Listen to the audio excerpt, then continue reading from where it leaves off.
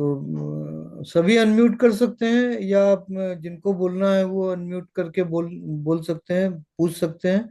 जिस स्लाइड के बारे में बात करेंगे या जिस बिंदु पर बात करेंगे उस स्लाइड पे जाएंगे और उसके बारे में विस्तार से चर्चा करेंगे। ठीक है।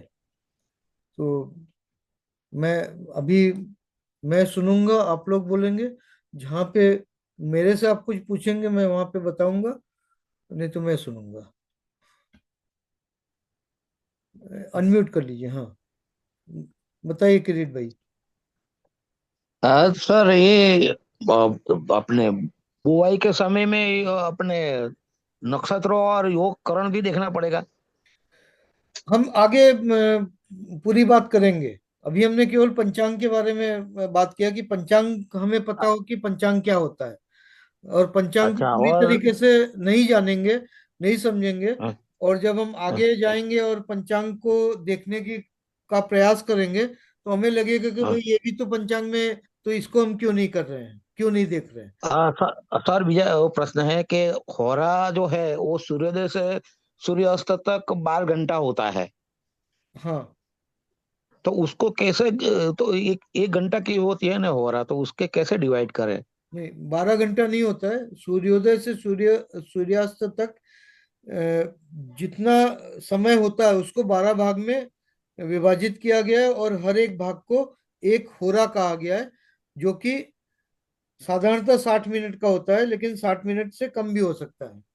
ओके सर्दी ओके सर। सर्दी के मौसम में सूर्योदय से सूर्यास्त का समय कम होता है। गर्मी के मौसम हाँ में हाँ, सूर्योदय से सूर्यास्त का मौसम ज्यादा होता है। ज्यादा होता दिन है। में 12 होता है, रात्रि में 12 होता है। टोटल हाँ 24 होते बराबर। हैं। टोटल 24 होते हैं। वो टोटल 24 वो होता है। वो एक एक होरा जो है 60 मिनट के हिसाब से होता है। तो हमको एक सूर्योदय से सूर्योदय अगले सूर्योदय तक का जो समय है उसको देखना है। हाँ उसमें हाँ हाँ 24 भाग में विभाजित किया गया तो 24 घंटे हो गए। ठीक है। लेकिन उसमें भी हाँ, थोड़ा सा फर्क होता है। आज सुबह हाँ अगर सूर्योदय 6 बजे हुआ है तो कल हाँ 6 बजे के थोड़ा पहले भी हो सकता है, 2 मिनट 5 मिनट पहले होता है या बाद में होता है। ये आप पंचांग में हाँ देखेंगे तो मतलब गर्मी जब आती है तो सूर्योदय जल्दी होना शुरू होता है, और गर्मी के बाद जब हाँ सर्दी आनी शुरू होती है तो सूर्योदय देर में होना शुरू होता है। ऐसा अगर हम बोले हाँ, कि 22 मार्च को दिन और रात बिल्कुल बराबर होता है। क्यों? क्योंकि बराबर सूर्य जो है वो विषुवत रेखा के ऊपर होता है। उसके बाद बराबर। सूर्य जो है वो उत्तरी गोलार्ध में आना शुरू करता है, और उत्तरी गोलार्ध में प्रवेश करता है और कर्क रेखा तक आता है। कर्क रेखा पर जब होता है तो 22 जून को होता है। 22 जून को हाँ सबसे हाँ लंबा दिन होता है और सबसे छोटा हाँ रात होता है। इसी का उल्टा जो बराबर है 22 दिसंबर को होता है, जब सबसे लंबी रात होती है, क्योंकि 22 दिसंबर को सूर्य जो है वो मकर रेखा के ऊपर होता है। बराबर। ये है। Okay sir. तो इस थैंक तरीके से है इसका। यू। ओके। हेलो। रविवार के दिन। हाँ, लक्ष्मण पाटिल जी बताइए। हाँ, रविवार के दिन पहला ओरा में सूर्य सूर्य आएंगे ना। हाँ, तो रविवार को जो पहला हो रहा जो है, सूर्योदय से जो पहला हो रहा है वो हाँ रवि के नाम पे है। रवि उस दिन का स्वामी हो गया। ठीक है। उसके हाँ, बाद क्रमशः दूसरे तीसरे चौथे ग्रह का नाम आया हुआ है। ठीक है। एक एक ओरा में एक एक घंटे के बाद गिनना का वो। हाँ, एक एक घंटे में एक होरा होता है, और हर एक होरा का स्वामी एक ग्रह होता है। ठीक है। लेकिन हाँ पहला होरा जो होता है उसका जो स्वामी होता है वो उस दिन का स्वामी होता है, और उस दिन का नाम उस दिन के स्वामी के नाम से होता है। जिसलिए रविवार को रवि पहला होरा का स्वामी होता है तो रविवार हो गया। अगले दिन जो है चंद्र होता है तो सोमवार हो गया। इसी प्रकार मंगल होता है, मंगलवार हो गया। हाँ, अनिल कुमार जी बताइए। जी, आप ये पंचांग के बारे में एक बार जरा सा बताइए। पंचांग में हम क्या क्या इसको क्या कहते हैं, कैसे कहते हैं, क्या क्या आता है इसमें? पंचांग के 5 अंग हैं। पंचांग का मतलब है 5 अंग। वो 5 अंग कौन कौन से हैं उसको अगर हम फिर से स्लाइड में जाते हैं, पहले स्लाइड में अगर हम गए तो यहाँ पे सबसे पहले जो है पंचांग का अर्थ है 5 अंग। पहला अंग क्या है? तिथि। वहां पे तिथि हमने लिखा है जैसे एक चंद्र दिवस।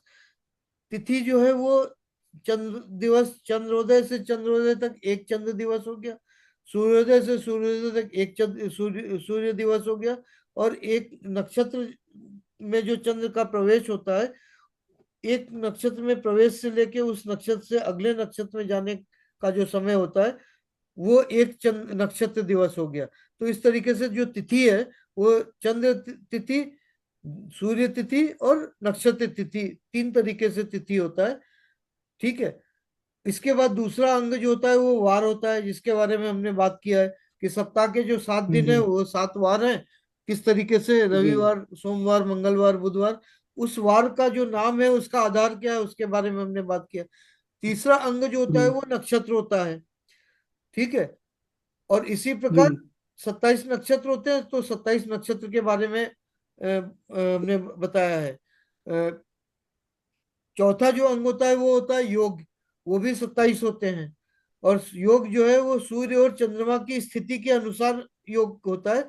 इसके विस्तार में हम नहीं गए, क्योंकि उसके ऊपर एक अलग ही कार्यक्रम बन सकता है। अगर हम चंद्र और सूर्य के स्थिति और उसके बारे में अगर हम योग को विस्तार में समझने की बात करेंगे तो उसके लिए अलग से जाना पड़ेगा। जैसे पिछले कार्यक्रम में नक्षत्र के लिए आपने देखा होगा, जिन्होंने पिछला कार्यक्रम देखा में थे, उन्होंने देखा होगा, या हम वीडियो डाल देंगे जो यूट्यूब में, उसमें जाके आप देख सकते हैं, नक्षत्र के बारे में विस्तार में बताया। योग की जरूरत नहीं है हमें, कृषि के कार्य में योग और करण की जरूरत नहीं है, इसलिए हम उसके उसके बारे में विस्तार में हम ज्यादा बात नहीं कर रहे हैं, व्याख्या नहीं कर रहे हैं। लेकिन पंचांग के अंग हैं, तो हमें ये समझना जरूरी है कि भाई योग आखिर होता क्या है, करण आखिर होता क्या है। इसलिए हमने इनकी व्याख्या जो है, संक्षिप्त व्याख्या बताई है कि योग का मतलब क्या होता है और करण का मतलब क्या होता है। इस प्रकार पंचांग जो पंच पांच अंग है वो क्या क्या है, तिथि है, वार है, नक्षत्र है, योग है और करण है, और उनका आधार क्या है, वो किस प्रकार से होता है, उसको हम समझने की कोशिश हमने की है। ठीक है। जी ठीक हाँ। सर अभी हमारे इधर महाराष्ट्र में बोली भाषा में ऐसे बोलते हैं कि अभी योग जुड़ के नहीं है, मतलब कोई मुहूर्त नहीं निकला या योग या टाइम नहीं आया, तो वो योग यही योग रहता है। योग, देखिए, योग का जो मतलब है वो है समय से, लेकिन शुभ और अशुभ होता है उसमें। ठीक है। शुभ मुहूर्त। ठीक है। मुहूर्त का मतलब होता है हो रहा। ठीक है। और योग में भी शुभ अशुभ होते हैं, जैसे मैंने बताया कि 27 में से 9 जो है वो अशुभ होते हैं। ठीक है। तो वो पंचांग में अगर आप देखेंगे तो शुभ मुहूर्त जो दिया हुआ है, शुभ समय जो दिया हुआ है, वो वो उस समय योग कौन सा है, और जो अशुभ समय दिया हुआ है उस समय योग कौन सा है, वो पंचांग में आप देख सकते हैं। ठीक है। आगे हम थोड़ा सा जब पंचांग को दिखाएंगे, जब उसकी बात करेंगे, तो वहां पे वो दिख भी जाएगा। ठीक है। हम क्योंकि यहाँ पे ज्योतिष की बात नहीं कर रहे, तो हम उसमें बहुत ज्यादा विस्तार में जाने का प्रयास नहीं करेंगे। उसमें हम समय वो नहीं करेंगे, लेकिन आप उसको घर में पंचांग है तो उसमें आप देखेंगे, आज के दिन ही देखिए, तो आज के दिन जो योग है उसमें शुभ और अशुभ समय जो दिया हुआ है दिन में, उसमें देखिए अशुभ समय में कौन सा योग है, शुभ समय में कौन सा योग है, उससे पता चल जाएगा कि शुभ अशुभ का आधार क्या है। और वो शुभ अशुभ जो होता है वो मुहूर्त होता है एक्चुअल में, और वो मुहूर्त जो है वो होरा के अनुसार होता है। वो शुभ मुहूर्त एक होरा से ज्यादा भी हो सकता है, एक होरा से कम भी हो सकता है। कितना समय है वो कितना समय है, वो योग जो है वो कितना समय है आज के समय में, आज के दिन में, उसके अनुसार होता है। तो योग का समय के अनुसार उसको देखा जा सकता है। कृषि में हम पंचांग में से क्या क्या हमारे लिए उपयोगी है दिनचर्या में डेली के लिए, उसको हम आगे उसकी बात करेंगे, और उसको किस तरीके से देखना है, उसके अनुसार किस तरीके से प्लानिंग करना है। हर दिन का कार्य,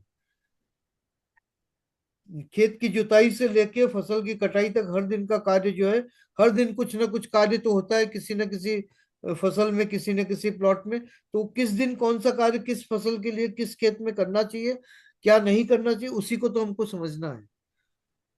इसका उद्देश्य तो वही है कि हम जिस दिन जो कार्य नहीं करना है उसको अगर उस दिन करेंगे तो उससे क्या नुकसान होता है वो भी हमें जानना जरूरी है।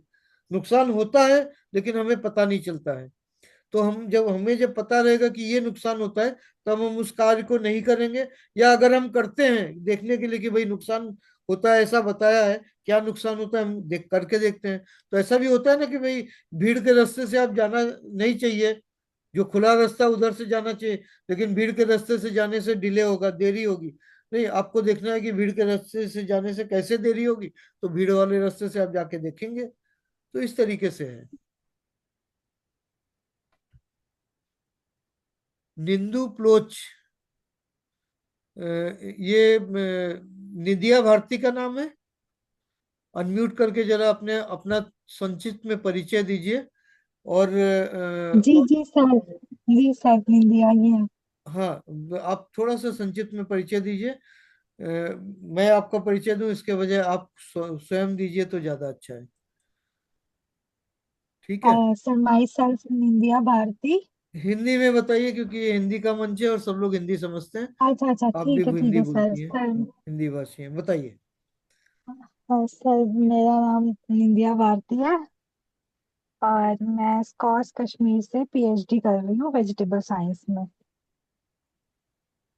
इसमें आपका इसमें इंटरेस्ट कैसे आया और इसमें आपने रजिस्टर किया है, इससे आपके वेजिटेबल साइंस में कैसे फायदा होने वाला है उसको थोड़ा सा मुझे भी बताइए, मैं भी समझूं क्या क्या अभी तक समझ में आया। और आगे जो है ये विषय आपके क्योंकि आप पीएचडी कर रही हैं उसके बाद आप इसको अप्लाई भी करने वाली, तो किस तरीके से ये उपयोगी होगा ये भी थोड़ा सा आप हमें सभी को बताइए, मुझे अकेले नहीं। और जितना हमने बात किया है उसमें कहीं पे कुछ प्रश्न है, कुछ समझना है तो वो प्रश्न भी पूछिए। सर मुझे इतना तो नहीं पता था बट आपने जो बताया मुझे कुछ कुछ समझ आया। ठीक। और सर अब आगे मुझे मैं इसको कैसे अप्लाई करूंगी वो मैं आपके लेक्चर सुनने के बाद ही वो करूंगी सर डिसाइड। ठीक है, अभी तो ये शुरुआत है। अभी तो पंचांग की बात हमने की है। आगे और 6 दिन में हम और बहुत डिटेल में जाएंगे, बहुत विस्तार में जाएंगे, बहुत गहराई में जाएंगे। और अंत में जब हम पूरा ये सेशन जब खत्म हो जाएगा तो हम देखेंगे कि बहुत सारी बातें ऐसी है जो ये सब प्राकृतिक बातें हैं जो प्रकृति में है, और हम इन सब चीज को ना जानते हुए कार्य कर रहे थे, करते आ रहे हैं। तो कहाँ पे क्या समस्या हो रही है वो भी हमें पता नहीं चलता था कि उस समस्या का कारण क्या है। और जब हम इन प्राकृतिक नियम को, बेसिकली ये प्रकृति का नियम है जो इसको हम समझने की कोशिश कर रहे हैं, जब हम प्रकृति के नियम को समझ के उसके अनुसार हम कार्य करेंगे तो हम देखेंगे कि वो समस्याएं जो हो रही थी वो नहीं होंगी, और क्यों हो रही थी वो भी हमें समझ में आएगा। तो ठीक। और हमारे पास समय है बात करने के लिए, तो हम चाहते हैं कि हम सभी से बात करें और सभी से हम सुने। क्योंकि आप इसमें आपने इसमें रजिस्टर किया, ज्वाइन किया है, तो आप क्या सोच के ज्वाइन किया और आप इसको किस तरीके से इस्तेमाल करेंगे, कितना समझ में आ रहा है। और एक बात मैं ये कहूंगा कि इसका मैं ये सेशन खत्म होने के बाद तीनों सेशन का जो रिकॉर्डिंग है वो मैं अपलोड कर दूंगा ग्रुप में। जिसको जैसे समय मिले, जो रिकॉर्डिंग है उसको आप जितनी बार देखना चाहे उतनी बार देख सकते हैं, व्हाट्सएप ग्रुप में रहेगा। आप उसको सेव करके अपने मोबाइल में, अपने सिस्टम में, लैपटॉप में, जहाँ पे भी रख सकते हैं। और जितनी बार उसको देखेंगे उतना ज्यादा विस्तार में समझ में आएगा। ये मैं नहीं मानता कि एक बार हमने प्रेजेंटेशन दे दिया, बता दिया तो उससे सारी चीजें समझ में आ गई। बार बार जब आप इसको देखेंगे, और YouTube का लिंक भी मैं दे दूंगा, तो बहुत सारी बातें हैं जो YouTube में और विस्तार में है, उसको भी आप देख सकते। अनिल कुमार जी बताइए। जी सर, नमस्कार सर। कह रहे हैं कि मुझे ये पूछने कहना था कि ये जो आपने जितना स्लाइड दिखाए हैं, क्या मैं उसका एक वो इसका प्रिंट निकलवा सकता हूँ क्या, जिससे कि आगे चल के जैसे ये तो पढ़ने में तो हम पढ़ ही लेंगे, लेकिन वो थोड़ा सा दिखाई कम होता है, तो हम उसको प्रिंट निकलवा के वो बड़े अक्षर में अगर उसको पढ़ें तो क्या कर सकते हैं क्या ऐसा? बिल्कुल, बहुत अच्छा सुझाव है ये आपकी तरफ से। मैं इसको जो रिकॉर्डिंग है वो तो मैं डालूंगा ही। और अंत में पूरे 7 दिन का जब हो जाएगा उसके बाद मैं इसका पीडीएफ फॉर्म जो है, पीडीएफ में जो है, मैं ग्रुप में डाल दूंगा। आप पीडीएफ का प्रिंट आउट निकाल सकेंगे। और आप चाहें तो कलर में निकालेंगे तो और अच्छा रहेगा। हर पेज का एक एक होगा। तो इस तरीके से हर दिन का जो है करीब 15-20 स्लाइड होंगे, ज्यादा नहीं होंगे। तो इस तरीके से करके जी जब आप पूरा उसको संग्रहित कर लेंगे तो आप उसको, जो आपका सुझाव है बिल्कुल बहुत अच्छा सुझाव है। ये मैंने भी नहीं सोचा था कि ये किया जा सकता है।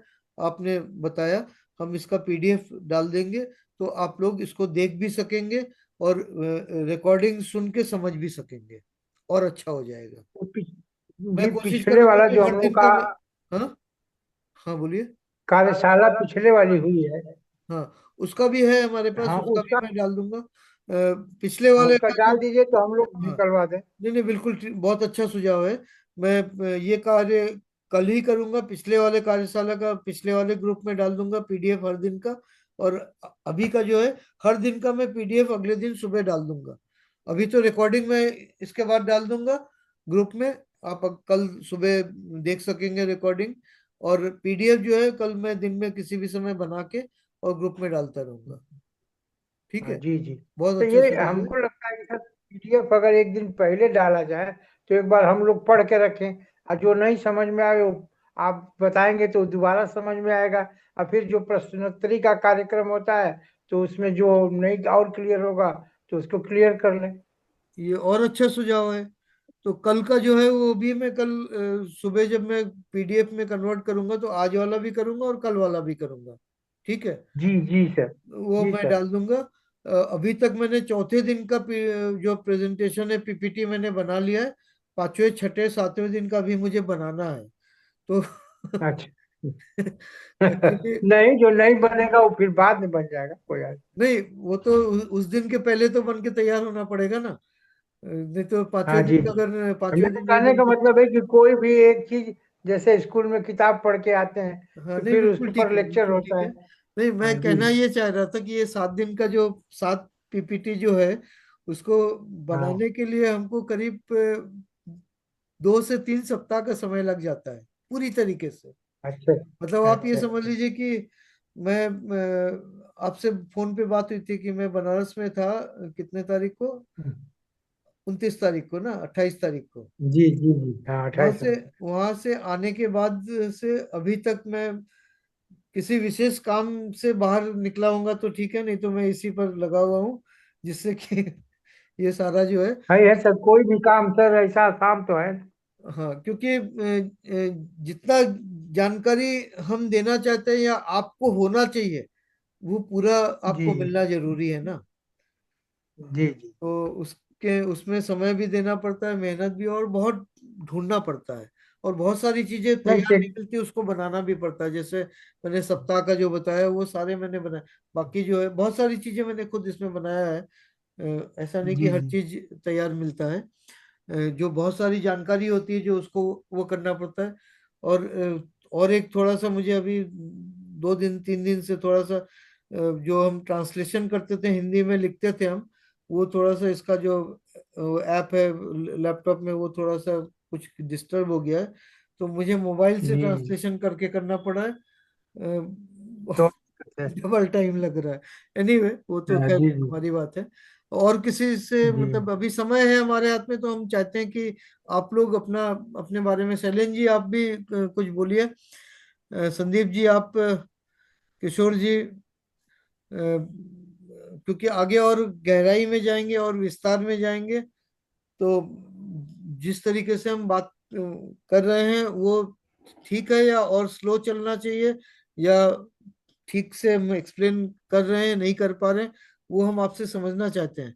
अथर्व जी आप भी कुछ बोलिए, कैसे कैसा लग रहा है, कैसा हो रहा है?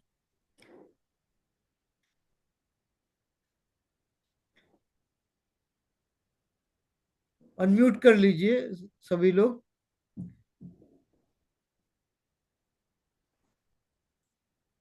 हेलो। क्योंकि हमारे पास समय है, हम इसके ऊपर चर्चा कर सकते हैं, और जो स्लाइड है उस स्लाइड पे हम बात कर सकते हैं। जैसे अभी किरीट जी ने पूछा है, फिर अनिल जी ने पूछा है, तो हम उस स्लाइड पे जा सकते हैं, बात कर सकते हैं। सर सर कोर्स तो ये जो बढ़िया आपने डिजाइन किया है सर, बढ़िया। बस इसको बार बार देखने की जरूरत है। हाँ, संदीप जी क्या कह रहे हैं? मतलब कोर्स तो काफी आपने मेहनत करके सर डिजाइन बढ़िया किया है। हम लोगों पे है कि हम कितनी बार उसको देखें समझे और आपसे प्रश्न करें सर। नहीं नहीं, बिल्कुल। और अनिल कुमार जी का सुझाव बहुत अच्छा है कि हम इसका पीडीएफ भी दे दें तो और अच्छा रहेगा, और पहले दे दें तो आप देख लें कि क्या है, और उसको सामने रख के जब आप अटेंड करेंगे तो और अच्छा रहेगा। किरीट जी, आप कुछ कह रहे थे? सर मैं कह रहा था कि जो 8 बजे रखे तो चलेगा, टाइम के ही टाइम 7:30 ही रखेगा।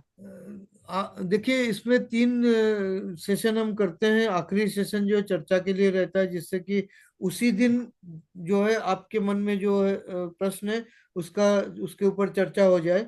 तो 2 सेशन जो है वो करीब, उसमें आधे घंटे दिखाते हैं, लेकिन 40 मिनट का समय होता है। बीच में 5 मिनट का ब्रेक होता है। कुल मिला के अगर 40 40 40 करें तो 120 मिनट 2 घंटे का होता है। तो 7:30 से 9:30 का समय होता है। हाँ, मेरे लिए कोई दिक्कत नहीं, 8 बजे हम शुरू करें।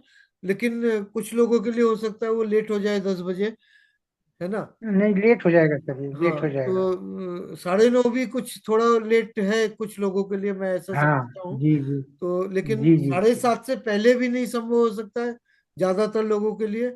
तो ये ये बात है। उपयुक्त समय है। तो इसलिए सही साढ़े सात समय से है ये। हाँ, 7:30 से 9:30 इसलिए हमने रखा है, जिससे कि सभी लोगों के लिए जो है वो सुविधा रहे। बाकी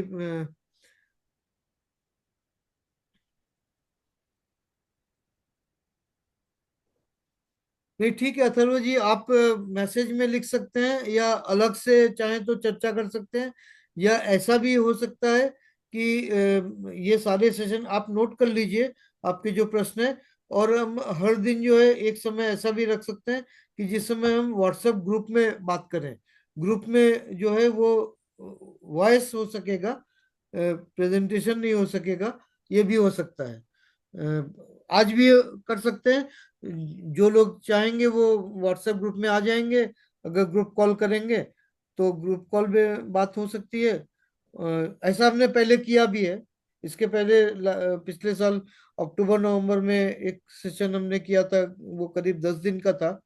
बंगाली में किया था, वेस्ट बंगाल के लिए। अभी अमित सरकार जी जुड़े थे पहले सेशन में, अभी दिखाई नहीं पड़ रहे हैं। तो वो वहीं से थे, उनका पूरा कंपनी के पूरे ग्रुप थे, उसमें करीब 20 22 लोग थे।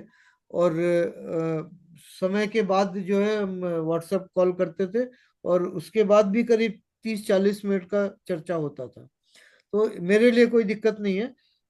आप लोगों को जैसा सुविधा रहेगा, हम व्हाट्सएप कॉल करेंगे ग्रुप में, और उसमें हम बात कर सकते हैं। क्योंकि आपके पास स्पीकर है, माइक नहीं है, तो कोई बात नहीं, व्हाट्सएप में हम बात कर सकते हैं। आप लिख के भी हमें बता सकते हैं, वो भी हो सकता है। ठीक है। और किसी को मतलब ये समय को हम थोड़ा सा जितना उपयोग में ला सके उतना अच्छा है।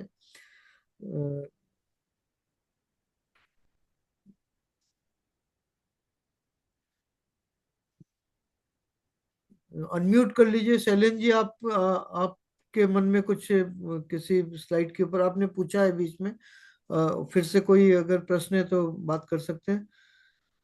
लक्ष्मण पाटिल जी, किशोर जी, शलाका जी, और भी हैं सब लोग उसमें।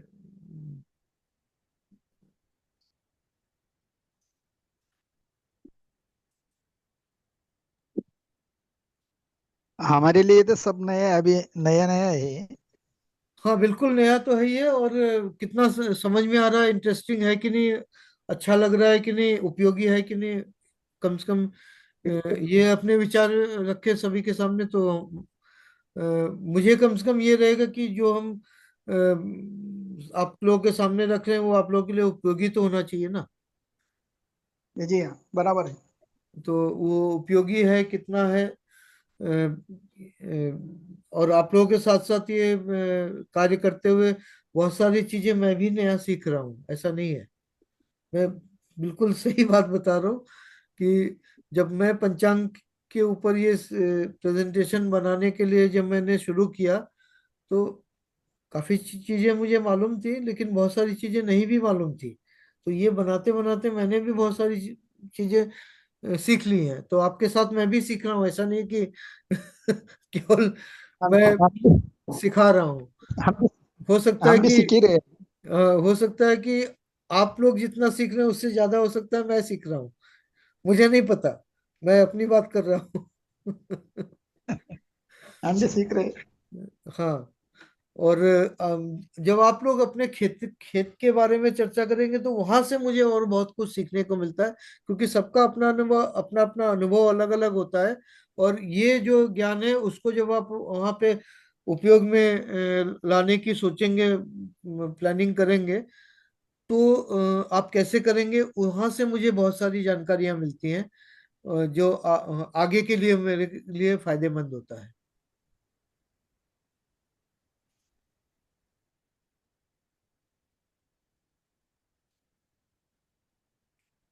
हाँ, बताइए शैलेंद्र जी। हाँ सर, इसमें हम लोग और हमारे जैसे बहुत लोग जो प्राकृतिक कृषि करते हैं, नेचुरल फार्मिंग, ऑर्गेनिक फार्मिंग, अलग अलग वर्ड्स बताएं जो हम, तो उसमें मैं भी 2 साल से अभी फार्म पे आया हूँ रहने के लिए, और ये सब जो थियरी जाना था उसको इम्प्लीमेंट करने की कोशिश कर रहे हैं।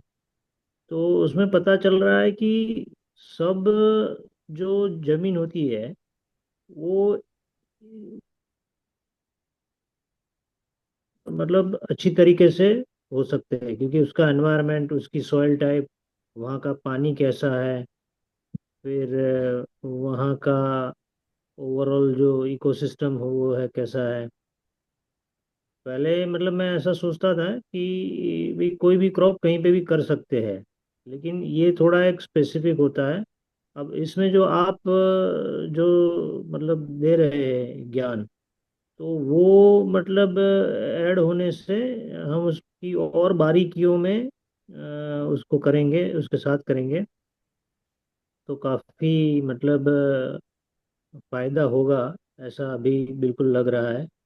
अभी इतना जानकारी नहीं है, इतना ज़्यादा समझ में बहुत नहीं आ रहा है, लेकिन मतलब ये बहुत ही समझना जरूरी होगा हर किसान के लिए, क्योंकि जैसे आप बता रहे हैं ना कि ये एक तरीके का साइंस ही है, कैलकुलेशंस है, साइंस है, और मेरे ये ख्याल से तो बहुत फायदे पंचांग कारक है। जो है वो प्योरली फिजिक्स और मैथमेटिक्स है, भौतिक शास्त्र और गणित, इसी के आधार पर जो है वो पंचांग बना हुआ है। और पंचांग जो है आज से नहीं, वैदिक काल से है। और पंचांग के आधार पर जो समय निर्धारित किया गया है, जो दिन निर्धारित किया गया है, तिथि की जो गणना की गई है, ग्रह नक्षत्रों के बारे में जो ये जो गणना है, उस गणना का जो आधार है वो इतना सटीक है, जो आज के कंप्यूटर से भी ज्यादा सटीक है। क्यों? क्योंकि आज जब हम समय का आकलन करते हैं तो सबसे छोटा यूनिट जो हमारे पास है वो सेकंड का है, जबकि उस समय में सेकंड के भी बहुत मतलब अगर हम समय के उसमें जाएं तो जो यूनिट है वो और भी बहुत छोटे छोटे होते थे हर चीज में। और जो मापने का जो तरीका था, मापने का जो यंत्र था, अगर हम बोलें तो आकाश में जैसे मापने के लिए दूरी के लिए जो है, आजकल तो बहुत सारे उपकरण है। उस समय में उपकरण नहीं थे, उपकरण जो हमारे हमारा जो अंग होता था वही हमारा उपकरण होता था। तो ये तो बातें बहुत सारी हैं। मैं ऐसा कहना चाहूंगा सभी के लिए, और विशेषकर सैलिन जी के लिए, क्योंकि सैलिन जी ने ये बात कही है कि मैं यूट्यूब चैनल का लिंक इसमें देता हूँ, क्यूआर कोड देता हूँ, उसको स्कैन करेंगे तो डायरेक्ट यूट्यूब चैनल में आप चले जाएंगे। वहाँ पे कुछ वीडियोस हैं, वहाँ पे 5 वीडियो जो है वो मौसम के ऊपर है। जो 4 वीडियो हमने पिछले साल डाला था और एक हमने इस साल डाला है, वो मौसम के ऊपर है। उसके ऊपर भी एक इस तरीके से सेशन किया जा सकता है, लेकिन हर चीज का सेशन तो होगा आगे, जैसे जैसे आप लोग इच्छा जाहिर करेंगे हम उसको एक पैकेज के अंदर लाके करने की कोशिश करेंगे। लेकिन वहां पे हमने अलग अलग विषय के ऊपर किया है, 5 वीडियो हैं, उनको आप देखिए।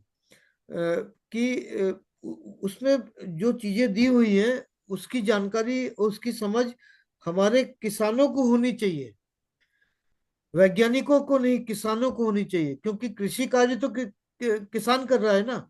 तो सबसे ज्यादा समझ, जानकारी उसके पास होनी चाहिए। मैं ये मान के चलता हूँ कि आप अगर कृषि में हैं, आप खुद कृषि कार्य कर रहे हैं, तो मेरे से ज्यादा जानकारी और समझ आपके पास होनी चाहिए। आपके स्थान के लिए, जो आपने इकोसिस्टम की बात की, जो इकोलॉजी की बात की, आपके मिट्टी की बात की, आपकी मिट्टी में आपके वहां पे जो पानी है उसके बारे में सबसे ज्यादा ज्ञान आपको समझ होना चाहिए, और उसके अनुसार कौन सा फसल करना चाहिए, नहीं करना चाहिए, ये सारी बातें जो है इसके ऊपर भी, मतलब ये कार्यक्रम होने के बाद संदीप जी से इसके बारे में बात हुई थी पिछली बार। मतलब हमारे लिए जो ऊर्जा के जो स्रोत है वो अभी तक संदीप जी थे। अब आप लोग धीमे धीमे जुड़ रहे हैं, नए नए जो बिंदु ला रहे हैं, तो सभी ऊर्जा के अलग अलग स्रोत मिल रहे हैं। जैसे अभी हम आगे जब बात करेंगे इसमें, तो ग्रह नक्षत्र और राशि से जो ऊर्जा पृथ्वी को मिलती है, जीव जंतुओं को मिलती है, पौधों को मिलती है, तो उस तरीके से मेरे लिए आप लोग ग्रह नक्षत्र राशि के समान है, और आप लोगों से ऊर्जा मुझे मिलती है। अगला जो सेशन जो हमने प्लान किया है, वो 12 सेशन है, जो हम 3 या 4 भाग में करेंगे, 3 या 4 एक एक एक बार में इस तरीके से करके करेंगे, क्योंकि 12 सेशन कंटिन्यूअसली ना मेरे लिए संभव हो सकता है कि 12 दिन हम एक साथ इसको करें, क्योंकि उस समय हम कहीं ट्रैवल नहीं कर सकते हैं। तो हम भाग में करेंगे। लेकिन वो जो आपने अभी बात कही है कि कौन सी फसल होनी चाहिए, नहीं होनी चाहिए, उसको कैसे समझना है, उसके ऊपर है।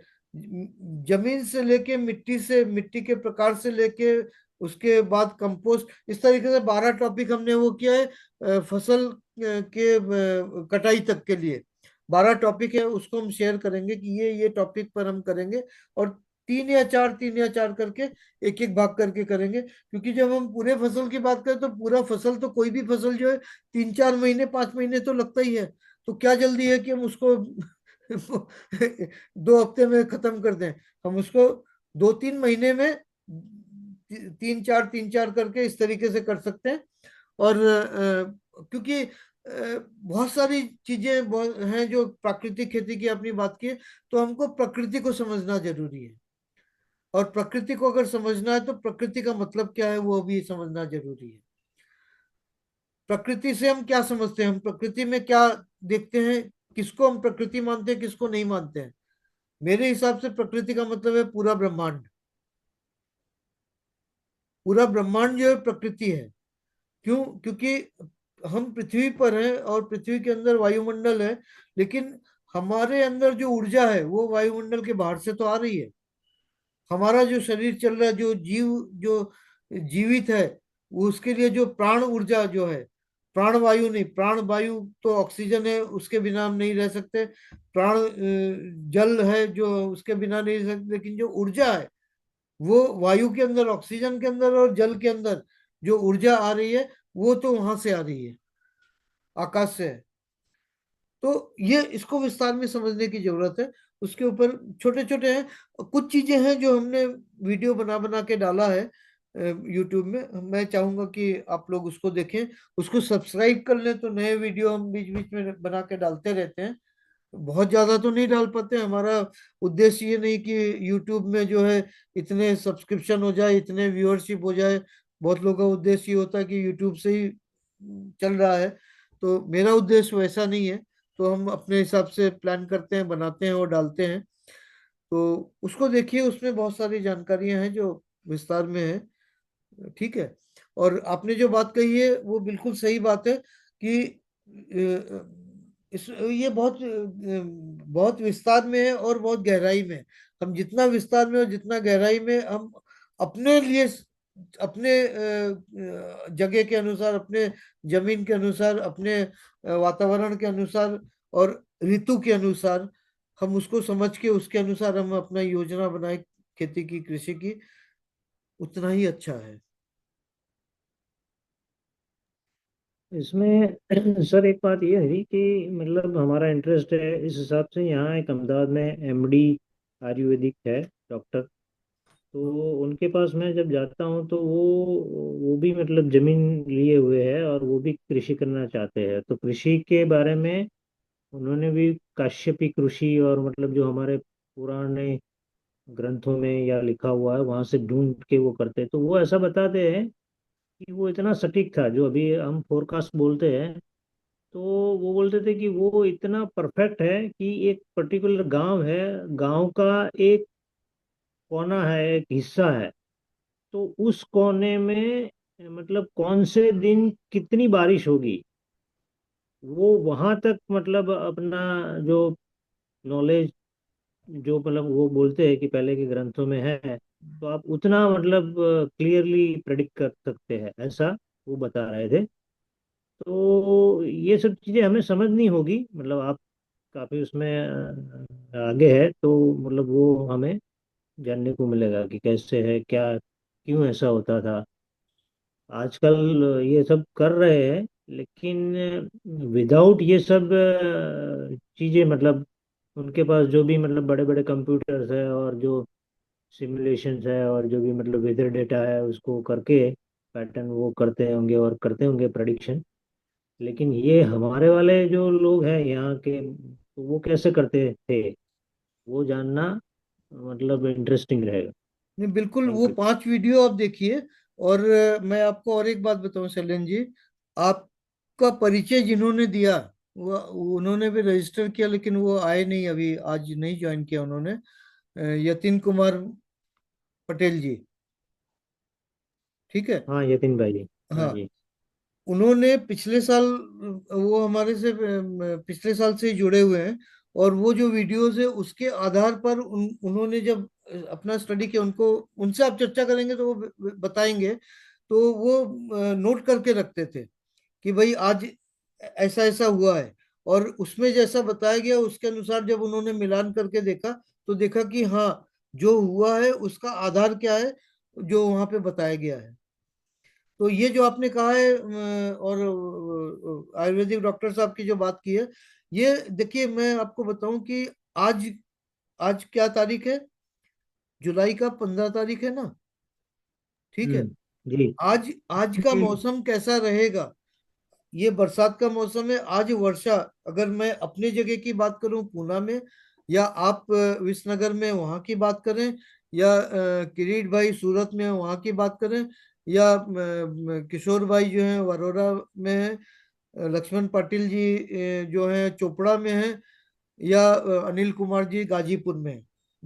एक जगह से दूसरे जगह की दूरी काफी है, ठीक है। लेकिन वहां पे क्या वातावरण रहेगा आज के दिन? बारिश होगी कि नहीं होगी? किस समय होगी?